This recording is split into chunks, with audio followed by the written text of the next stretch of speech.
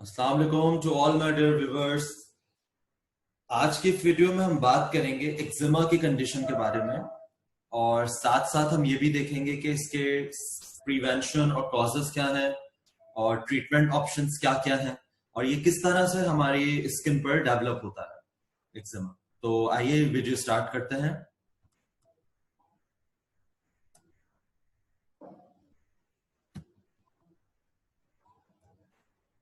Okay, तो सबसे पहले तो हम बात करते हैं कि एक्जिमा है क्या।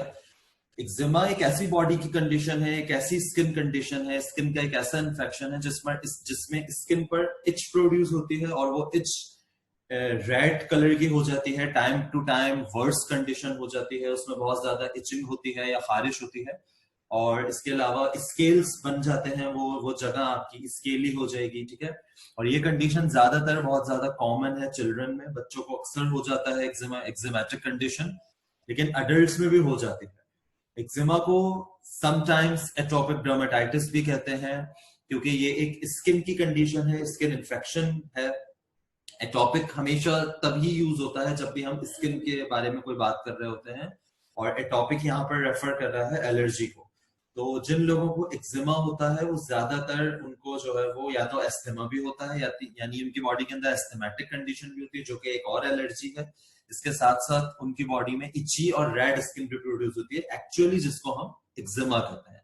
तो एक्जिमा ये नहीं है कि अगर आपको एस्थमा है तो आपको एक्जिमा नहीं। अक्सर ऐसा होता है, यूजुअली पेशेंट्स में ये होता है कि उनको एस्थमा भी है और साथ साथ उनको एक्जिमा भी डेवलप हो गया जिसकी वजह से उनकी स्किन इची हो चुकी है या रेड हो चुकी है। ठीक है, एक्जिमा की कुछ टाइप्स हैं और इसके कुछ सिम्टम्स हैं, कुछ साइंस हैं और कुछ इनके ट्रिगर्स हैं जिन ट्रिगर्स की वजह से ये सिम्टम्स या साइंस वर्स्ट हो जाता है। यूजुअली यहाँ पर 6 टाइप्स हैं एक्जिमा की। ठीक है, सबसे पहले हम बात करते हैं एटोपिक डर्मेटाइटिस की, जो कि इसका एक बहुत कॉमन टाइप है। वैसे तो 6 टाइप्स हैं इसकी, लेकिन सबसे ज्यादा जो कॉमन होती है, common type is the atopic dermatitis. Okay, now will discuss all the types one by one. Okay, the number 1 is atopic dermatitis. Atopic dermatitis is the most common form of eczema, सबसे ज्यादा common form है ये eczema की। ज्यादातर लोगों को जो eczema होता है उसकी यही टाइप होती है और ये चाइल्डहुड में यूजुअली स्टार्ट हो जाता है। ठीक है, और जैसे जैसे बच्चा ग्रो करता है, वो एडोलेसेंस की तरफ अपने जाता है, तो ये जो टाइप है ज्यादातर माइल्ड हो जाती है, यानी उसकी बॉडी से खत्म हो जाती है या बिल्कुल ही वो बिल्कुल हेल्दी हो जाता है, उसकी स्किन बिल्कुल नॉर्मल हो जाती है। ठीक है, अब इसके सिम्टम क्या है। सबसे पहले तो रैशेस स्किन पर आना शुरू होंगे। ठीक है, ये रैशेस क्रीसेस बना लेंगे। क्रीसेस का मतलब क्या है कि लाइंस बना लेंगे। ठीक है, एल्बो पर और नीज पर स्किन जो होगी उन एरियाज की, यानी एल्बो की, आपके घुटनों की, नीज की तरफ, या आपके जो है वो काफ्स पर। ठीक है, ज्यादातर ये स्किन लाइटर कलर की हो जाएगी या डार्कर हो जाएगी, उसमें पिगमेंटेशन ज्यादा हो जाएगी, स्किन बिल्कुल हार्ड हो जाएगी, यहाँ की ड्राई हो जाएगी। ठीक है, और इसके कॉजेस क्या है, इसके बहुत सारे कॉजेस हैं। कुछ लोगों को ये जेनेटिकली तौर पर जो है वो अपने पेरेंट्स से, अपने फोर पेरेंट्स से जीन्स के तौर पर मिलता है, यानी जेनेटिक इसके कॉजेस भी हैं। इसके अलावा अगर आपकी बहुत ज्यादा ड्राई स्किन है, जिसको हम जीरो डर्मा कंडीशन भी कहते हैं, इसके अलावा अगर आपके पास कुछ इम्यून सिस्टम के प्रॉब्लम्स हैं, यानी अगर आपका इम्यून सिस्टम वीक है, पहले से ही सप्रेस है, या आप कुछ ऐसी ड्रग्स लेते हैं, वो बच्चा जो भी पेशेंट है वो ऐसी दवाइयां इस्तेमाल कर रहा है जिससे उसका इम्यून सिस्टम सप्रेस हो चुका है, स्लो डाउन हो चुका है, तो उसको ये वाला एटोपिक डर्मेटाइटिस हो सकता है।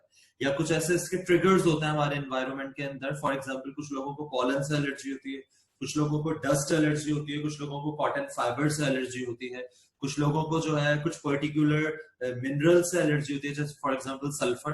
तो इन लोगों में भी एटोपिक डर्मेटाइटिस की कंडीशन सामने आ सकती है। अब ये देख सकते हैं आप लोग बहुत आसानी के साथ कि यहाँ पर ये पेशेंट की, बच्चे की बैक पर किस तरह से रैशेस अपीयर हो चुके हैं, and these all rashes are very hard and very dry.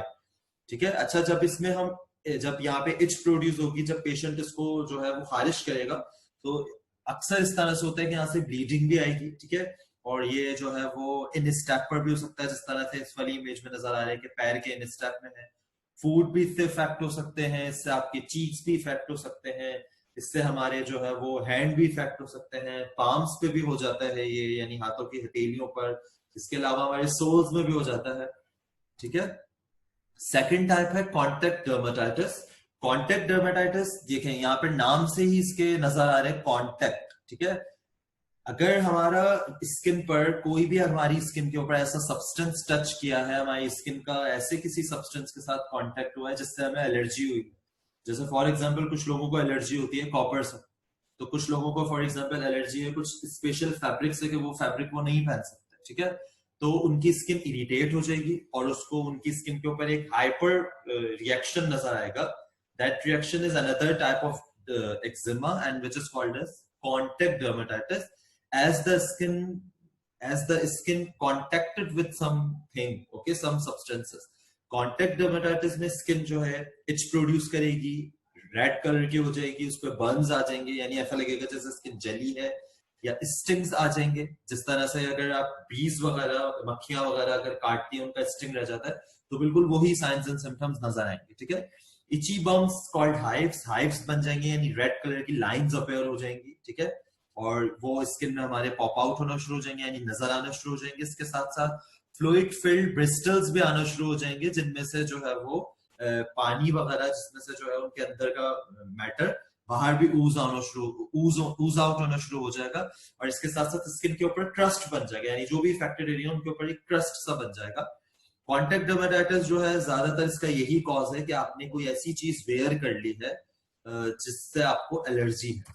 जैसे फॉर एग्जांपल यहाँ पर एक पेशेंट की इमेज है जिसने रिंग पहनी है। रिंग वो कॉपर की बनी हुई हो सकती है, कुछ लोगों को जो है वो कुछ सर्टेन एलॉयज से एलर्जी होती है। तो देखें किस तरह से सिर्फ वही एरिया अफेक्ट किया जहां पर वो रिंग थी, जहां पर वो टच किया है। अब यहाँ पर फॉर एग्जांपल ये फैब्रिक के कुछ यानी कुछ ऐसा फैब्रिक आपने पहन लिया है, तो ये जो है वो कॉन्टेक्ट डर्मेटाइटिस हो सकता है। अच्छा, अब आप यहाँ पर देख सकते हैं कि छोटे से ब्रिस्टल्स बन चुके हैं, and these bristles are full of liquid. So जब ये ब्रिस्टल्स ये फटते हैं, when the bristles got ruptured, so all the fluids leak out and it will also cause itching and it will also cause severe inflammation of the skin. अच्छा, crust किसको कहते हैं? ये जो डार्क हार्ड हमें यहाँ पे स्किन के लम्स बने हुए नजर आ रहे हैं, that is called as the crust has created on the skin. ये क्रस्ट बन चुका है स्किन के ऊपर। अच्छा, थर्ड हमारे पास टाइप है डिसहाइड्रोटिक टाइप एक्जिमा, डिसहाइड्रोटिक एक्जिमा। अच्छा, डिसहाइड्रोटिक में क्या है? स्मॉल ब्रिस्टल्स बने हैं इस पर स्किन पर स्मॉल इसमें भी आबले बन जाते हैं या ब्रिस्टल्स बन जाते हैं। ये ज्यादातर हैंड्स को इफेक्ट करता है या फीट्स को इफेक्ट करता है, ठीक है। अच्छा, वुमेन में ज्यादा होता है एज कम्पेयर टू मैन, क्योंकि वुमेन ज्यादातर डोमेस्टिक वर्क के लिए, डोमेस्टिक वर्क में आपको कपड़े भी धोने हैं, ठीक है, डोमेस्टिक वर्क में आपको जो है वो किचन को भी लुक आफ्टर करना है। तो इन सारी चीजों से जो ये इसीलिए ज्यादातर हाथ का काम है, तो इसीलिए ज्यादातर जो स्किन है हैंड्स की और फीट की इफेक्ट करती है। और ये ज्यादातर उन एलर्जी से भी होता है जिस तरह कुछ हमने सर्फ इस्तेमाल कर लिया या एसिड बर्न हो गया, ठीक है, तो डिसहाइड्रोटिक एक्जिमा हो जाएगा। डिसहाइड्रोटिक एक्जिमा में फ्लूइड फिल्ड ब्रिस्टल्स अपीयर हो जाएंगे फिंगर्स में, टोज में, पाम्स में, सोल्स में। अच्छा, ब्रिस्टल्स जो होंगे बहुत ज्यादा इची होंगे, और जब हम उनको इच करेंगे, जब उनमें खुजाएंगे, खारिश होगी, तो वो रप्चर्ड हो जाएंगे, ठीक है। Skin can also produce scales, crack and flakes. Skin में स्केली स्किन प्रोड्यूस हो जाएगी, उसमें क्रैक्स बनना शुरू हो जाएंगे।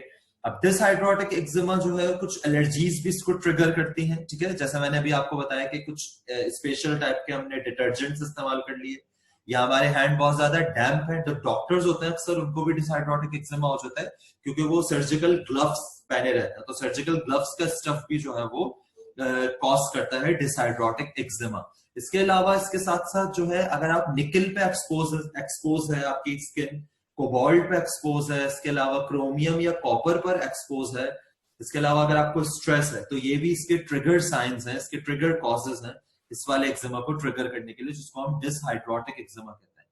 अभी देखें यहाँ पे इमेज में इसके ये पाम्स हैं एक लेडी के, और उनके देखें बहुत क्लियर यहाँ पे फ्लूइड फिल्ड ब्रिस्टल्स बन चुके हैं, छाले बन चुके हैं, ठीक है। सेकंड हम देखते हैं, यहाँ पर देखें ये फिंगर के ऊपर इफेक्ट किया है इसने, किस तरह से हो चुका है।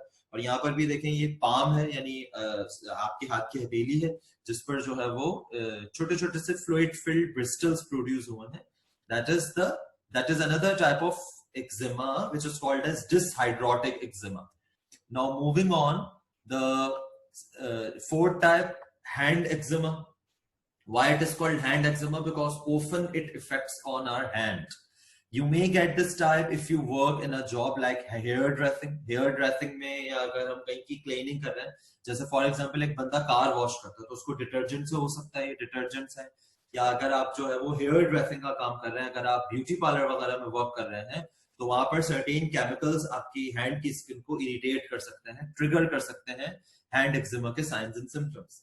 हैंड एक्जिमा में भी आपकी स्किन जो है ड्राई हो जाएगी, इची हो जाएगी और उसमें क्रैक्स या ब्रिस्टल्स आ जाएंगे। क्रैक मतलब क्या है कि आपकी स्किन के ऊपर लाइंस पड़ जाएंगी, हाइव्स पड़ जाएंगी, ठीक है। कॉजेस क्या है, हैंड एक्जिमा भी ट्रिगर्ड होगा by the exposure of different chemicals.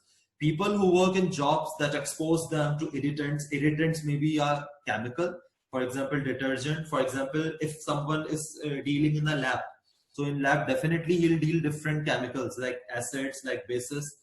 So all causes the all these things cause the trigger, cause the irritation on the skin, and it will definitely cause hand eczema. Now moving on to the next slide.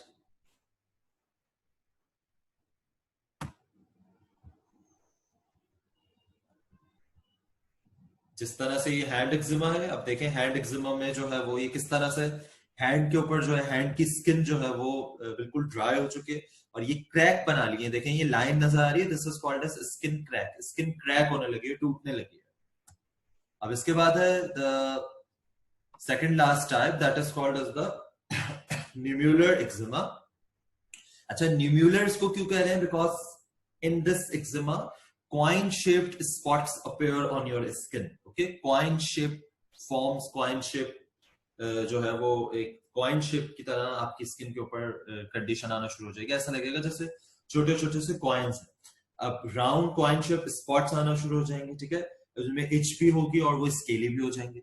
न्यूमुलर eczema can be triggered by a reaction to an insect bite. अगर कभी wasp आप पे जो wasp अगर bite कर ले या हनी भी बाइट कर ले तो ये न्यूमुलर एक्जिमा जैसी कंडीशन प्रोड्यूस हो जाती है।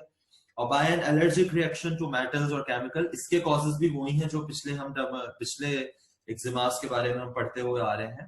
तो इसका बस डायग्नोस का तरीका ये है कि इसमें कॉइन लाइक जो है वो बिल्कुल रिंग बन जाएगी आपकी स्किन के ऊपर, जैसा आप लोग यहाँ पे बहुत देख सकते हैं। इस तरह की कंडीशन, इस तरह कॉइन लाइक स्ट्रक्चर्स या राउंड सर्कुलर स्ट्रक्चर्स दूसरे एक्जिमा में नहीं थे, ठीक है। तो इसका एक डायग्नोस्टिक फीचर ये है कि कॉइन की तरह आपके जो है वो कंडीशन अपेयर हो जाएगी स्किन के ऊपर।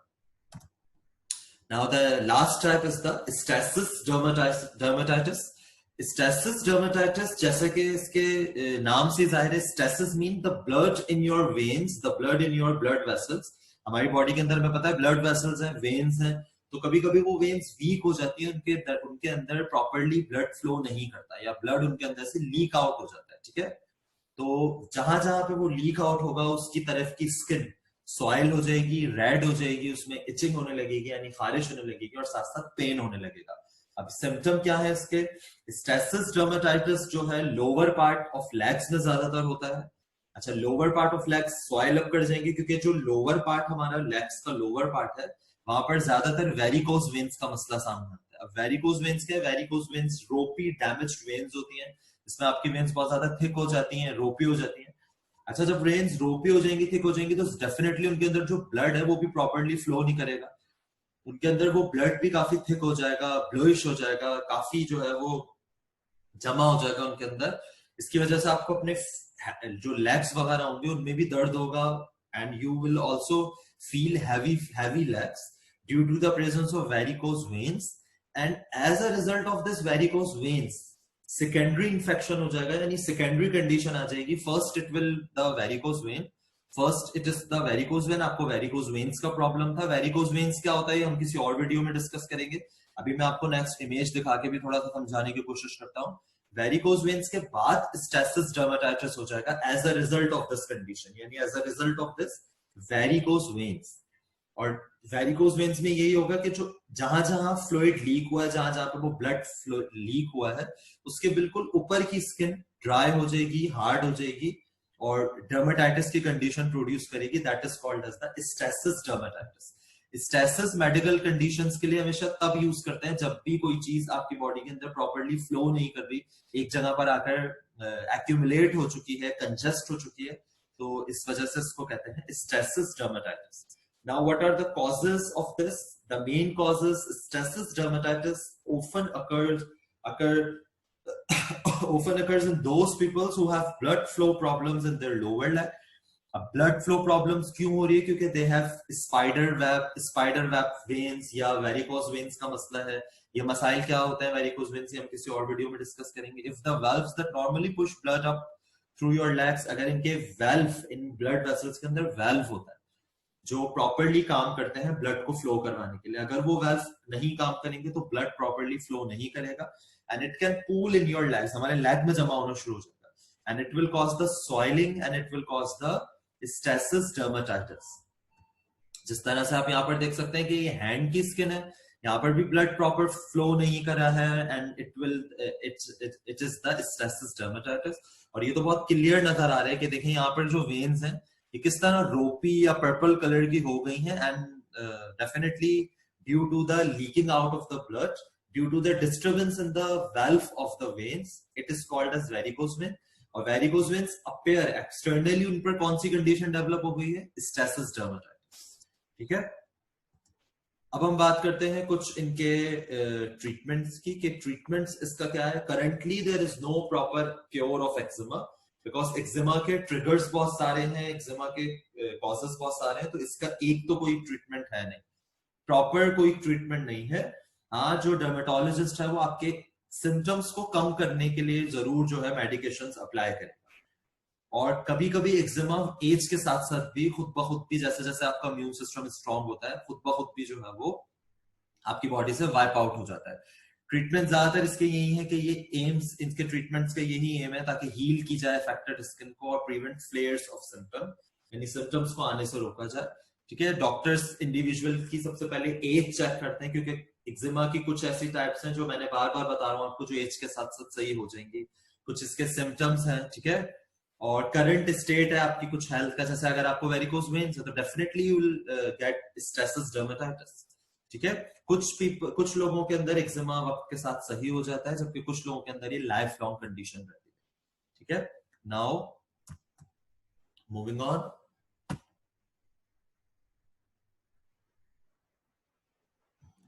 अच्छा, अब इसके घर में आप इसकी किस तरह से केयर कर सकते हैं?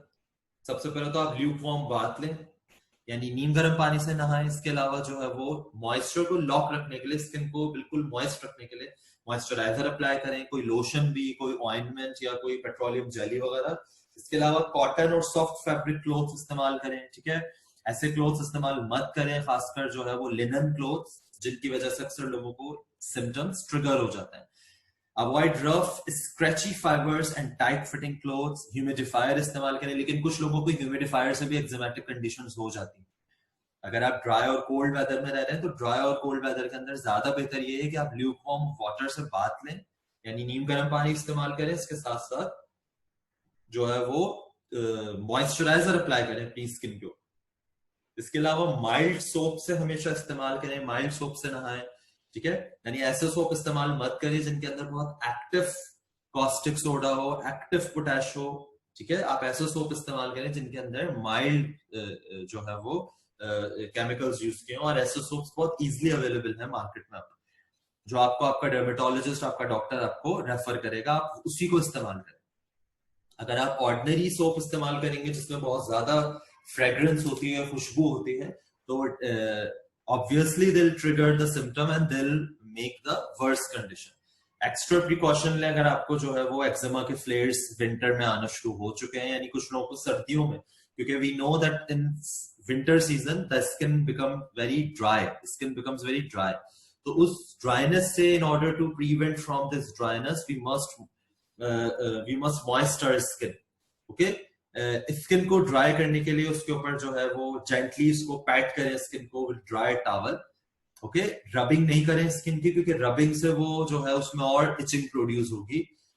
Whereas possible avoiding rapid changes of temperature, क्योंकि कुछ लोग फॉरेन इसी में बैठे होते हैं 16 डिग्री सेल्सियस में, और रूम के बाहर इस वक्त चल रहा है 32 डिग्री सेल्सियस. तो रैपिड चेंजेस जब होते हैं टेम्परेचर में, अगर आपको एक्जिमेटिक कंडीशन है तो आपकी स्किन उस पर बहुत ज्यादा जो है रिएक्ट करेगी. ठीक है, और इसकी वजह से आपको जो है वो स्वाइटिंग भी होगी, और sweating is also another cause of eczema. Sweating की वजह से भी एक्जिमा हो जाता है, ठीक है। Learning and avoiding individuals eczema trigger, अगर किसी को भी एक्जिमा है तो उसमें क्या कंडीशंस है, किस तरह से एक्जिमा को हम प्रिवेंट कर सकते हैं, उसमें इंफॉर्मेशनल वीडियोस देखें, उसकी इंफॉर्मेशन कलेक्ट करें ताकि आप उसको अपने घर में ही बहुत अच्छे से केयर कर सकें। कीपिंग फिंगर नेल्स को बहुत ज्यादा शॉर्ट रखें ताकि वो स्क्रैचिंग का बायस ना बने, ताकि आप उसमें से जो है बैक्टीरिया ट्रांसफर ना करें अपने ऑलरेडी ऑनगोइंग वूंड को। अच्छा, कुछ मेडिकेशंस की मैं यहाँ पे पर्टिकुलर बात करना चाहूंगा जो अमूमन डॉक्टर्स जो है रेफर करते हैं अपने एक्जिमेटिक पेशेंट्स को। टॉपिकल कॉर्टिकोस्टेरॉइड्स क्रीम्स आती हैं मार्केट्स में, ऑइंटमेंट्स की शक्ल में आती हैं ज्यादातर ये एंटी इंफ्लेमेटरी होती है। टॉपिकल का मतलब ये है जो स्किन पर अप्लाई की जा सके, ठीक है, टॉपिकल है, ठीक है। इन्फ्लेमेटरी मेडिकेशंस हैं जो इनके सिम्टम्स को रिड्यूस करती हैं। इसके अलावा सिस्टमैटिक कॉर्टिकोस्टेरॉइड्स। अच्छा, अब आप इस एक्जिमा की जो है वो ट्रीटमेंट के लिए स्टीरॉइड्स यूज कर रहे हैं, तो स्टीरॉइड्स के लिए भी जब आप स्टीरॉइड्स यूज करेंगे तो आपकी बॉडी में as a result of which so many disorders will also appear. तो ये वाली मेडिकेशंस बिल्कुल डॉक्टर के जो है वो कंसल्टेशन के साथ लेनी चाहिए। खुद से डॉक्टर बन के इनको बिल्कुल इस्तेमाल नहीं करना चाहिए, टॉपिकल कॉर्टिकोस्टेरॉइड्स, और खास तौर पर स्पेशली सिस्टमैटिक कॉर्टिकोस्टेरॉइड्स जैसी मेडिसिन, क्योंकि ये सिस्टमैटिक है, इनको आपको ओरली लेना है, आपकी बॉडी के अंदर जाके ये आपके डिफरेंट चीजों के साथ जो है वो रिएक्ट करेंगी, जिससे आपके सिम्टम्स जो है वो सप्रेस हो जाएंगे, जिससे आपके सिम्टम्स जो है वो रिड्यूस हो जाएंगे। लेकिन ये जो है वो डॉक्टर्स के बिल्कुल उनके। Now let's talk about some treatment and medication और ड्रग ऑप्शंस। अच्छा, अब हमारे पास है सबसे पहले topical corticosteroid creams and ointments. इस तरह की ड्रग्स भी दी जाती हैं। टॉपिकल ड्रग्स हैं तो हमें पता है कि we can apply these drugs on our skin. अच्छा, एंटी इंफ्लेमेटरी मेडिकेशंस हैं and should relieve the main symptoms of eczema. अच्छा, इसके साथ साथ अगर डॉक्टर्स को ये लगता है कि टॉपिकल मेडिसिन से जो है वो सिम्टम्स सप्रेस नहीं हो रहे या सिम्टम्स कम नहीं हो रहे, so they will definitely switch to systematic corticosteroids. लेकिन सिस्टमैटिक कॉर्टिकोस्टेरॉइड्स और टॉपिकल कॉर्टिकोस्टेरॉइड्स ड्रग्स हमेशा जो है वो आपको अपने डर्मेटोलॉजिस्ट के रेफरेंस पर आपको ये इस्तेमाल करनी चाहिए। ये खुद से इस्तेमाल नहीं करनी चाहिए, क्योंकि जब हम स्टीरॉइड मेडिसिन इस्तेमाल करते हैं तो हमारे बॉडी में बहुत सारे और एडवर्स सिम्टम्स हमें आना शुरू हो जाते हैं as a side effects of these medicine, ठीक है। तो ये जो सिस्टमैटिक कॉर्टिकोस्टेरॉइड्स हैं definitely they will go in your body, okay, either through injections or through oral tablets, और जो या तो ये इंजेक्शंस के जरिए या ओरल टैबलेट्स के जरिए डॉक्टर्स देंगे ये, ठीक है। और इन दोनों मेडिसिन के जो है वो साइड इफेक्ट्स भी होते हैं। तो जब भी इस तरह की कोई मेडिसिन इस्तेमाल करें सो काइंडली अपने डॉक्टर से जो है वो जरूर एक दफा कंसल्ट करें, ठीक है।